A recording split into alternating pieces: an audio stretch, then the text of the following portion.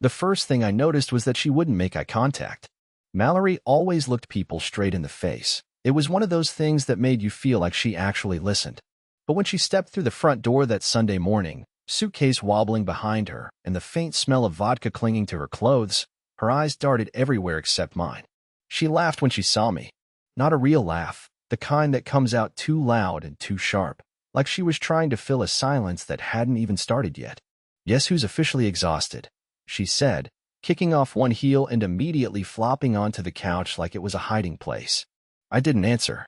There was glitter stuck to her neck. Her left earring was missing, and one side of her lipstick was smudged up toward her temple. "Trina's car battery died," she continued, voice speeding up. "So we had to wait for a jump.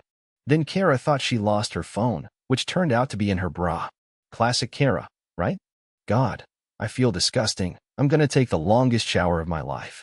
She grabbed her overnight bag like it weighed nothing, turned toward the hallway. And that's when her phone fell out. Not dropped. Launched. As if it had been resting on the edge of the unzipped pocket and got flung by the motion. It landed face up. The screen lit up. A message preview. One I wasn't supposed to see. Had to delete those. "You were wild." From unknown number. She saw it. I saw it. Time froze. Then she snatched the phone off the floor with a fake gasp. "Whoa, good reflexes, huh? That could have cracked." She smiled. The kind of smile someone makes right before the cops find the body. I don't know what came over me, but I didn't say anything. I just stared at her. I felt like I'd been pushed underwater, and every instinct in my body was screaming that something very bad had happened. Later that day, while she was still in the shower, I opened her bag. I wasn't proud of it. But you know that strange pressure in your chest when something doesn't add up? It's like your ribs know before your brain does. Inside her makeup pouch, a gold chain that didn't belong to her. A hotel key card from somewhere in the city, we lived 2 hours away. And a note, handwritten on a napkin. "Mallory, Friday was insane. Call me if you ever want a real wedding night." There was no signature, just a phone number. I folded it, placed it exactly where I found it, and zipped everything back up. That night, she made lasagna, kissed my cheek, watched a sitcom with her feet tucked under my leg like everything was normal. But her eyes still wouldn't meet mine. And I knew. Oh, God, I knew. I didn't sleep that night. Not even close. I laid in bed beside her, staring at the ceiling, counting the seconds between her breaths like I was measuring the distance between two planets that had once orbited the same sun. Every now and then, she'd shift in her sleep, mutter something, or nudge her leg against mine like everything was still normal. Like her body hadn't already betrayed me. That note in her bag was playing over and over in my head. "Call me if you ever want a real wedding night." The audacity of it was almost laughable, but the more I thought about it, the more I realized it didn't sound like a joke. It sounded like someone who'd been there, someone who thought he had a chance at an encore. By sunrise, my stomach was twisting so tight I couldn't sit still. I went for a walk, but every parked car looked suspicious. Every street corner felt like it held a secret. I must have circled the block 4 times before I forced myself to stop at a nearby coffee shop, pretending I could blend into normal life. I stared at the people around me, couples sharing breakfast sandwiches, teenagers scrolling their phones, old men sipping tea with tired eyes. I envied every single one of them. They all looked so unbroken. When I got home, she was in the kitchen making scrambled eggs. Like nothing had happened. Like she hadn't just come back from a weekend where another man thought he could send her back to me with a souvenir napkin and a smirk. She smiled when she saw me. "Good morning, sleepyhead," she said, pouring coffee like she hadn't shattered the floor beneath me. "You went for a walk?" "Yeah," I said, watching her carefully. "Needed some air." She nodded, too quickly. "Good idea. Fresh start of the day, right?" I didn't answer. I couldn't. My mouth was full of questions I wasn't ready to ask, and I wasn't sure I could survive the answers. So I sat down and watched her butter toast like we were still engaged, still in love, still heading toward a wedding that now felt like a cruel prank I was too gullible to recognize. But here's the part that broke me, the part that no napkin or text message ever could. It wasn't just that she'd done something. It was the way she was pretending she hadn't. The performance. The little laughs. The unnecessary stories about what Kara said to the bartender or how Talia spilled wine on her jumpsuit. It was all too smooth, too rehearsed. It was like she'd practiced it on the ride home. She wasn't avoiding the truth. She was burying it. I watched her take a bite of toast, chew with the same mouth that had kissed me goodbye before her trip, and something inside me cracked. "I went through your bag," I said suddenly, not recognizing my own voice. She froze. The silence that followed was like dropping a plate and hearing nothing but the slow echo of its pieces settling into the floor. Her eyes flicked to mine for the first time in nearly 24 hours. "What?" she asked, too calm. "I saw the napkin," I continued, my hands trembling beneath the table. "The keycard. The message on your phone last night. I saw everything, Mallory." She opened her mouth, closed it, then stood up so abruptly her chair screeched across the tile. She turned away, her hands gripping the counter like it might keep her upright. "Wesley," she whispered, "you weren't supposed to." "Wasn't supposed to what?" I snapped. "Find out that someone else thinks you owe him a wedding night? That my fiancée played Bachelorette in the back room of a bar with someone who doesn't even know your last name?" She turned, tears already forming. But they weren't from guilt. They were from panic. From being caught. "It wasn't like that," she started. "I didn't plan for any of it. It just, things got out of hand, and there was drinking in." "And what?" I stood now, my voice shaking. "Did you trip and fall into his lap?" "Twice." "Stop," she cried. "You don't understand what it was like. You're always here. So safe. So nice. And I needed God. I don't even know what I needed." There it was. That word. Nice. Like it was a flaw. Like being decent somehow made me responsible for her unraveling in a nightclub. She ran past me then, locking herself in the bathroom. I heard the sink turn on. The sound of water running uselessly over something that couldn't be washed away. I stood in our kitchen, surrounded by cooling eggs, half-buttered toast, and the smell of betrayal. And I realized I didn't want to get married anymore. Not because she cheated, but because she made me feel like that was my fault. I didn't go to work on Monday. I sat on the edge of the bed for an hour, dressed, shoes on, keys in my hand, but I couldn't cross the threshold. The door felt like a lie, like if I stepped through it, I'd be pretending life hadn't changed. That I was still a man engaged to a woman who only wore tiaras at costume parties, not in strange clubs where her morals fell off like loose jewelry. Mallory didn't leave the bathroom until afternoon. I could hear her crying in shifts, the kind of sobbing that starts out ugly and desperate and gradually dies into silence, only to wind back up again when the guilt bubbles over. But the sound didn't move me, not the way it used to. I'd heard her cry before, once when her grandmother died, another time when she crashed my car and couldn't stop apologizing. But this was different. This was the sound of someone mourning the image they lost, not the person they hurt. When she finally emerged, she didn't say a word. Just walked straight past me, eyes puffy and raw, and curled up on the couch like a child after a tantrum. She didn't even try to reach for my hand. That's when I knew on some level, she'd already accepted what was coming. I waited until she fell asleep. Then I opened her phone. I know. Low. Pathetic. Violating. But at that point, I wasn't searching for proof. I was searching for clarity, something solid, something undeniable, because my brain had been spinning for 2 straight days, and I didn't trust my own memory anymore. Her passcode hadn't changed. Still my birthday. There were no texts. Not one. Her inbox had been scrubbed clean like someone preparing for a police inspection. Her photo album? Just the same basic selfies and brunch pics. The only thing that hadn't been touched was her notes app. That's where I found it. A draft, untitled. Created 2 nights ago. Probably written while she was still drunk, or hungover, or maybe just feeling guilty enough to confess to herself. It started messy. Just fragments of thoughts. But it didn't stay that way. He asked me what I wanted for a wedding gift, and I said, something I'll never forget, as a joke. And now I don't know if I'm in it. I think I let go the second that door closed behind me. The second the music started and I remembered what it felt like to be watched, really seen, by someone who didn't already know how I take my coffee or what side of the bed I like. I told him my name was April.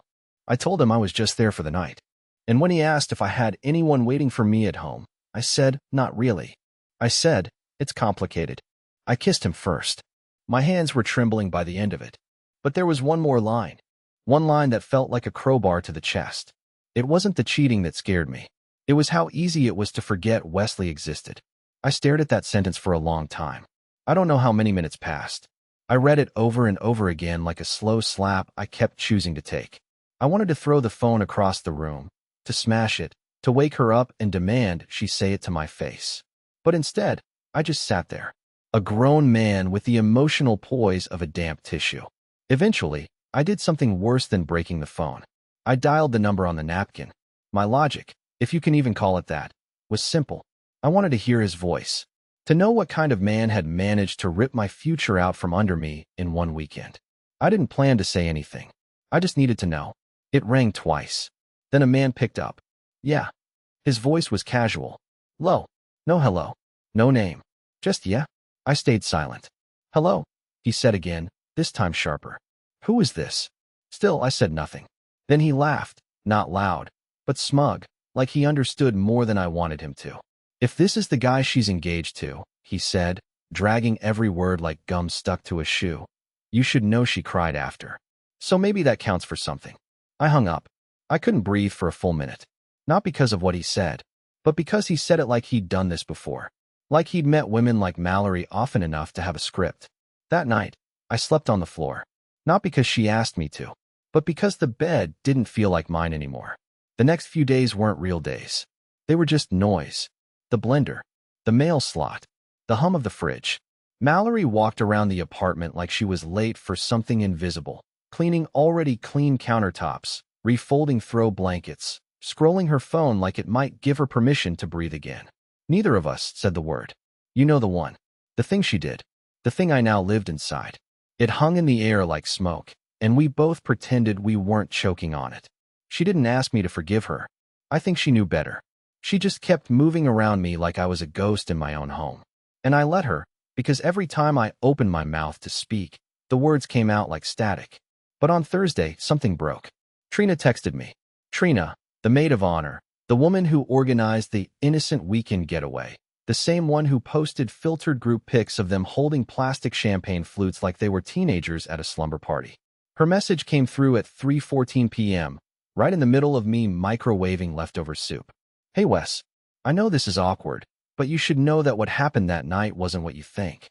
Mallory was a mess. She didn't plan it. We were all trying to talk her down. She's been scared to tell you because she didn't even remember parts of it. Please talk to her. Scared to tell me? Didn't remember? That line stuck in my head like a nail. If someone handed you a wrecking ball and let you swing it into your future, you don't get to say, oops, I blacked out. That's not how betrayal works. But part of me, and I hate this about myself, part of me wanted to believe Trina. Wanted to believe there was still some version of Mallory that hadn't been completely rewritten by that night. So I did something I never thought I'd do. I asked Trina to meet for coffee. She agreed, but insisted on somewhere quiet. Neutral. Not our usual spots. That was fine by me. I didn't want any place we'd been together to become another graveyard. We met at this strange, half-empty tea house that smelled like wet mint and old wallpaper. Trina was already there when I arrived. She wasn't wearing makeup. Her hair looked slept on. And for the first time since I'd known her, she didn't try to hug me. She looked nervous. Wes, she said, folding her hands over a barely touched cup of chai. Before you say anything, you have every right to hate all of us. I sat down across from her. I don't hate anyone, I said. I'm just trying to make sense of what I'm supposed to do with the rest of my life. She nodded slowly, eyes full of pity. Mallory wasn't herself that night. I know that sounds like an excuse, but I swear to you, we tried to stop her. When that guy started flirting with her, we all pulled her aside. Ava told her to cool it. Kara even offered to take her back to the Airbnb. But Mallory kept saying this one thing, over and over. I didn't want to ask. I really didn't. But the masochist inside me leaned forward. What did she say? Trina swallowed. She said, I just need one night to forget I'm boring. And she laughed when she said it. Like it was funny. But it wasn't. It was like watching a car head toward a cliff and realizing the brakes are already gone. I sat back, blinking at her. So she knew what she was doing. Trina flinched. She knew she wanted out of her own skin. I don't think she knew what she'd destroy in the process. For a few seconds, we just sat there. The ice in her drink melted. My tea got cold without me touching it. There's more, she finally said. We didn't see her again until 5 in the morning. She came back to the house alone, shoes in her hand, makeup smeared, sobbing. She wouldn't say anything except, he called me someone else's name. Then she laughed again. Like that made it okay. I wanted to scream. Not because I was angry. I'd already done that. Silently, behind closed doors, punching the mattress so I wouldn't break my hand. No, I wanted to scream because I realized I was sitting in a room full of truths and none of them were helping me feel any less destroyed. When I got home, Mallory was on the floor of the living room, surrounded by photo albums. our photo albums. She was flipping through pictures of us at music festivals, weddings, old holiday parties. She didn't look up when I came in. Did she tell you? She asked softly. I didn't answer. She thinks she's protecting me, she continued, her voice almost childlike. But she's wrong. I remember everything. My skin went cold. I remember his voice. I remember the way he grabbed my hand. I remember laughing too hard at something that wasn't even funny. I remember choosing it. Every step of it.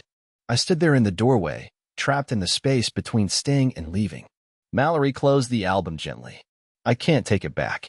But if you ask me to go, I will. And for the first time since it all began, I realized something terrifying. She wasn't afraid of losing me. She had already prepared for it.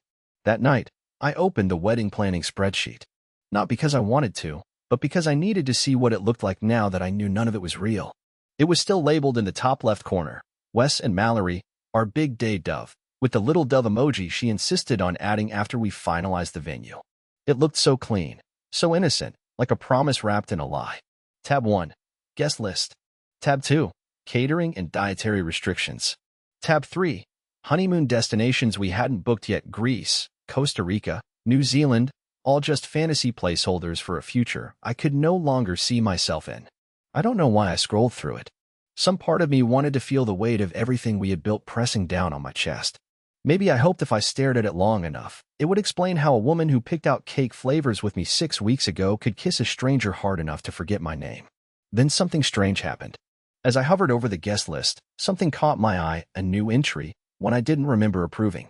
A last-minute addition in a different font, buried between her cousin's name and one of her work friends. Cal, TBD +1. Cal. A short, unassuming name. Not a family member. Not someone from my side. And definitely not a friend I remembered from hers. I clicked on the note attached to his entry. Mallory wants to confirm after next week. Mediterranean's birthday might be too awkward. My chest tightened. I stared at the word awkward like it had punched me. Who the hell puts someone on a wedding guest list that might be too awkward? Why would someone even want to invite a man to their wedding who made them hesitate? Unless that man had already become part of a different story, one she hadn't told me yet. I stood up so fast the chair screeched across the floor. My hands were trembling again, but this time not from confusion, from rage. A deep, quiet, restrained kind of rage that doesn't yell or throw things. The kind that poisons your bloodstream and makes you feel like a stranger in your own skin. Mallory was asleep on the couch again, this time with a blanket over her and one of our engagement photos clutched in her hands. I didn't wake her. I didn't say a word. I just stared at her for a long moment, and all I could think was, she's grieving the version of herself she destroyed. I couldn't sleep again. So I waited until just before dawn, grabbed my hoodie and keys, and drove to Trina's place. I didn't text. I didn't knock softly. I pounded on her door until I saw her bedroom light flip on, and when she opened the door half awake in a bathrobe, I didn't even let her speak. Who was Cal? I asked. Her eyes widened. She tried to blink it away, but it was too late. The reaction told me more than I needed to know. Wes, you really shouldn't, eh? Don't protect her, I said, voice calm but dead. Not this time. She leaned against the doorframe, then sighed, wrapping her arms around herself. He's the guy from that night. The one she left with. I nodded once. And he's on our wedding guest list. Trina's face collapsed. I didn't think she'd actually keep him there. We were arguing about it. I told her it was cruel. She said it was just a test. That if she could look him in the eye and feel nothing, then it meant she was ready to marry you. I stepped back like I'd been slapped. Not because she lied, but because she had designed a trial for our future. A secret dare to herself, using another man's presence as her moral compass. And if she passed, I would have never known. I would have married her, toasted with her, kissed her under the fairy lights. All while her guilt sat at table 16, sipping champagne and watching our vows like a spectator in a game he'd already played. I left without another word. When I got home, I found her awake, sitting cross-legged in the middle of the bedroom, surrounded by wedding invitations. I was going to tear them up, she said quietly, like it made a difference. I was going to end it all today. The wedding. Everything. But I kept reading our names together, over and over. I didn't speak. She picked up one of the envelopes, traced the calligraphy like it was sacred. I don't know who I became that night, Wes. But I've never hated anyone more than the version of me that walked away with him. I watched her, but I wasn't watching her, not really. I was watching the death of an idea. The death of who I thought I was when I stood next to her. And I realized I didn't trust a single memory anymore. I couldn't tell if our laughs were real, or if she was always waiting for a moment to escape herself. And now I had to decide whether I was going to be the man who forgave her, or the man who finally chose himself. 2 days passed. We didn't speak much, but we moved around each other like ghosts who hadn't accepted they were dead yet. Mallory stayed mostly in the bedroom, curled beneath blankets, answering calls in hushed tones.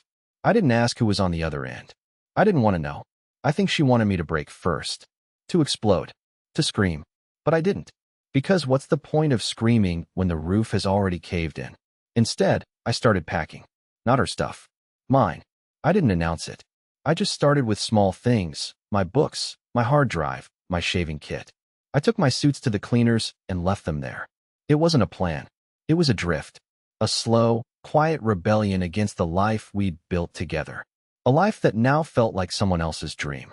On Saturday night, as I sat on the edge of our bed folding socks like they were the only part of me I still understood, my phone buzzed. A message from a number I didn't recognize. Just a link. No words. Normally I would have deleted it. Scam, spam, maybe another anonymous jab from someone who thought they knew my story. But something made me tap. The link opened a video. Vertical. Shaky. Clearly taken with a phone in the middle of a loud, sweaty nightclub. I recognized the place instantly. That cheap LED lighting, the black vinyl booths, the silver streamers dangling from the ceiling. It was where they went for her bachelorette. I didn't want to watch, but I couldn't not. At first, the video was just noise. Music. Shouting. Girls dancing. But then the camera turned, and I saw her. Mallory. She was on a couch in the back of the club, straddling a man, shirtless, tattoos, wearing a plastic crown. Her tiara had slipped halfway off. Her sash said, bride-to-be, but the letters were twisted. She wasn't just kissing him. She was laughing while he kissed her. Laughing like a teenager who thought consequences were for later. The camera zoomed slightly, and I heard her say something. It wasn't clear at first, the bass was too loud. But then the phone's mic caught it in a lull, sharp as a knife. I should cancel the wedding. I already found something better. The guy laughed. You serious? She leaned in, resting her forehead on his, and whispered, not yet. But maybe tomorrow. The video ended there. I sat frozen, the phone screen dimming in my hand. That one sentence. Not yet. But maybe tomorrow. Not, it was a mistake. Not, I regret it. Not even, I'm drunk. She meant it. She had considered it. She had stared down the barrel of our entire relationship and waited against a shirtless stranger with party store accessories. And it was a maybe. I didn't confront her that night. I didn't even tell her I saw the video. Instead, I left the apartment and drove. Just drove. No destination. Just silence and streetlights and the sound of my own breathing turning jagged. Around 2 a.m., I parked outside a gas station and just sat there. That's when I realized I'd never actually felt betrayal before. I'd imagined it, sure, we all do. We prepare for it. In that abstract way people prepare for natural disasters. But nothing gets you ready for the kind that feels intentional. The kind where they looked you in the eye before they left and kissed you goodbye while already knowing what they were about to do. When I finally returned home, I found her sitting on the couch, clutching one of our old Polaroids. Her face looked pale, but dry, no tears this time. I saw it, I said. She looked up slowly, not pretending to misunderstand. The video? I nodded.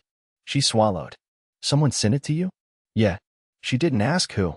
Didn't seem surprised. I was drunk, she whispered. Drunk people tell the truth, I said. They just lose the filter. She nodded slowly, like she'd expected that answer too. I didn't mean it. Yes, you did, I replied. You just didn't think I'd ever hear it. She opened her mouth, then closed it again. I sat across from her, elbows on my knees, staring into the hollow where love used to be. You were never going to tell me, I said. She shook her head. I was trying to pretend it didn't happen. I thought if I kept pretending, it might become true. I leaned back, every part of me exhausted. I don't think you cheated because you stopped loving me, I said slowly. I think you cheated because you never loved yourself. She started crying then, not loud, but quietly, like someone leaking from the inside. I watched her wipe her cheeks with the sleeve of my old college sweatshirt, the one she still wore to sleep. It looked like it didn't belong on her anymore. I don't know how to fix this, she whispered. You don't, I said. And you won't. Then I stood, grabbed the suitcase I'd packed earlier, and walked toward the door. She didn't chase me. She didn't say my name. She just sat there, gripping a photograph of us that neither of us recognized anymore. I spent the next 3 days at a motel an hour outside the city. Not because it was far, or affordable, or peaceful. It was none of those things. I chose it because it was invisible. The kind of place where no one asks questions, where the buzz of the ice machine drowns out your thoughts, and the stiff white sheets remind you not to get comfortable. It was perfect for a man who didn't know if he was recovering or just hiding from the remains of his own life. The walls were thin. I could hear the guy next door coughing all night. I watched the same news loop 6 times. I ate cold burritos from a vending machine that spat change at me like it was mad I still existed. I didn't call anyone. Not my brother. Not my friends. Not even the therapist I'd seen once 2 years ago when Mallory said I should probably unpack my trust issues. The irony of that. On the 3rd morning, my phone buzzed. Not with a message, with a call. The name on the screen stopped my breath. Joyce. Mallory's mother. I stared at it for a long time. I hadn't heard from her in over 6 months, not since she sent us a list of potential florists she wanted us to at least consider. She loved Mallory like a friend, not a daughter. They texted constantly, watched reality TV together like it was sacred. And yet, Joyce never really warmed up to me. She didn't dislike me, she just treated me like a footnote in Mallory's story. The guy she brought home who folded laundry and didn't cause problems. I picked up on the 4th ring. Wesley, she said, voice tight, serious. I heard what happened. I didn't speak. I want you to know, she continued, I didn't raise her to do this. And I'm not calling to defend her. That alone stunned me. No apology, no redirect, no gentle pleading to give her time. Just honesty. She told me everything, Joyce said. Or most of it, anyway. I could tell she was still sparing herself. But I don't need to hear all the details to understand when someone's trying to keep one foot out the door. I leaned against the window, staring at the parking lot. So why are you calling? There was a pause on the line. Then, because you deserve to know it wasn't just about the guy at the bar. Something about her tone made the back of my neck prickle. What does that mean? Joyce exhaled. Mallory's been spiraling for a while now. I don't think you saw it because you were too close. But after her father passed, she started chasing this version of herself she never got to be. The wild one. The untouchable one. The girl who says yes to everything. She told me last month that sometimes she looks at your life together and feels like she's watching someone else's movie. I swallowed hard. Why didn't she tell me that? Because she thought if she said it out loud, it would break everything. And because she didn't think you could handle it. I laughed, not because it was funny, but because I was too numb not to. She was right. No, Joyce said, her voice sharper now. She was cowardly. You don't cheat on someone because you're unhappy. You leave if you're that lost. You don't drag the other person through the fire just so you don't have to walk out alone. I stood in silence, stunned by the way her mother had cut through all the noise with a single blade. She said something else I think you should know, Joyce added quietly. She said she never thought you'd actually walk away. That she thought you'd hurt, sure, but that eventually you'd just swallow it like you always do and stay. My chest tightened. She said that. I asked, barely above a whisper. She did, Joyce confirmed. And when she said it, she looked ashamed, which is probably the most honest emotion I've seen on her face in years. After we hung up, I sat there for what felt like hours, phone still in my hand, mind spiraling. I wanted to hate Mallory, but the truth was uglier than hate. It was pity. She had burned down her life, thinking the smoke wouldn't reach her lungs. And now here she was, alone, scared, sitting in the ashes of what she claimed she wanted, hoping I'd come back with a fire hose. But I wasn't coming back. Not to that version of her. Not to the woman who tested my love like it was some science experiment. That afternoon, I returned to our apartment, not to talk, but to pick up the last of my things. I timed it while she was at work. Her schedule hadn't changed. Still 8 to 4. Still predictable. I boxed up the rest of my clothes, my books, the framed photos from the hallway, and I left behind the ring, not in anger, but as a marker. A silent statement. I placed it on the windowsill, next to the cactus we bought together at that street fair 3 summers ago. The one we joked we'd kill within a week, but somehow it survived. Unlike us.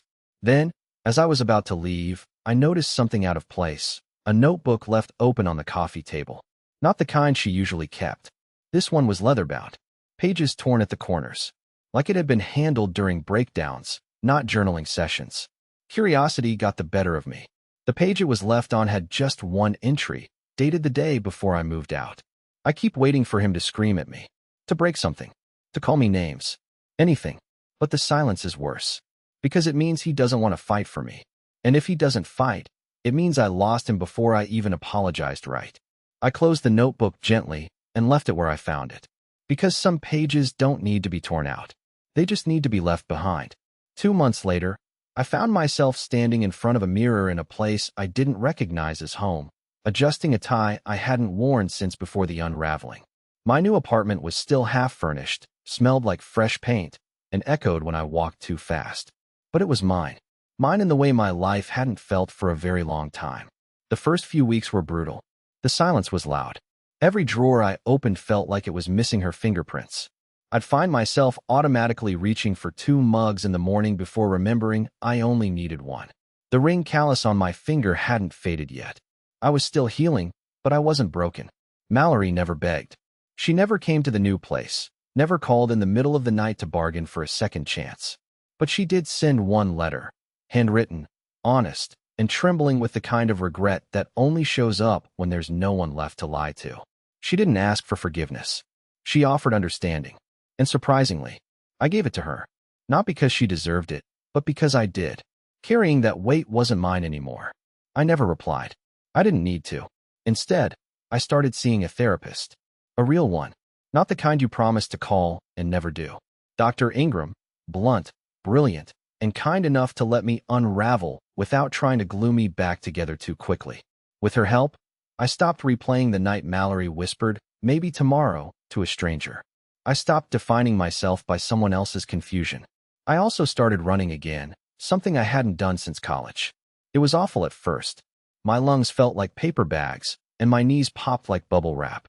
But every mile gave me something back. Breath, clarity, ownership. One morning, somewhere in the middle of a slow jog through the park, I saw a woman sitting on a bench with a giant golden retriever at her feet. She had earbuds in, but she kept laughing at something on her phone. Not scrolling. Actually laughing, full and unapologetic. I didn't stop. I didn't even turn around. But that laugh stayed with me. 3 days later, I saw her again. Same bench. Same dog. This time, she was eating an ice cream cone before noon and absolutely owning it. I don't know what possessed me. Maybe it was the fact that I had nothing left to lose, but I walked over and said, "That's illegal, eating ice cream before noon." She looked up and grinned. "Good. Arrest me." Her name was Drew. She worked at a community garden. She said the dog wasn't hers, just a favor for a neighbor who overwatered everything. She didn't ask me about my past. She didn't ask why I looked like a man still learning how to breathe again. She just asked if I liked pistachio ice cream. I didn't, but I said yes anyway. We didn't fall in love overnight. This isn't that kind of story. But something started, something gentle and kind and quiet. The kind of connection that doesn't demand anything from you except truth. One evening, weeks later, I told her everything. About Mallory. The party. The note. The video. Even the cactus on the windowsill I left the ring beside. When I finished, she didn't look horrified. She didn't try to fix it. She just reached across the table and touched my hand. "Some people break you open," she said. "But that's not the same as being destroyed. I don't know what will happen with us. Maybe it will last. Maybe it won't.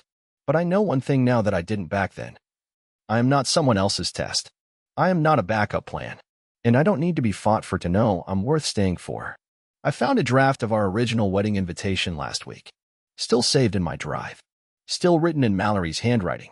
It ended with a quote she loved. "Love is not a possession. It's a choice you make every day." She was right. And I finally made mine. I chose myself. And for the first time in a long time, I didn't feel alone when I did.